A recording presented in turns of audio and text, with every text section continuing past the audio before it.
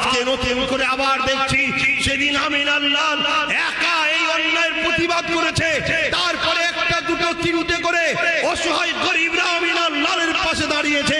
আবু বকর দাঁড়িয়েছে, উমর, উসমান, আলী দাঁড়িয়েছে, হযরত আব্বাস দাঁড়িয়েছে, খাব্বাব দাঁড়িয়েছে, সালমান ফারসি দাঁড়িয়েছে। এই দাঁড়াতে দাঁড়াতে দাঁড়াতে দাঁড়াতে একদিন আমার আল্লাহ বদর তৈরি করলো। সেই বদরের ময়দানে 313 জন মাত্র অন্যায়ের দিকে 1000-এর উপরে তাদের হাতে ক্ষমতা ছিল, তাদের হাতে তরোয়াল ছিল, তাদের হাতে বল্লম ছিল, তাদের হাতে পাওয়ার ছিল, তারা জালিম সন্ত্রাস ছিল।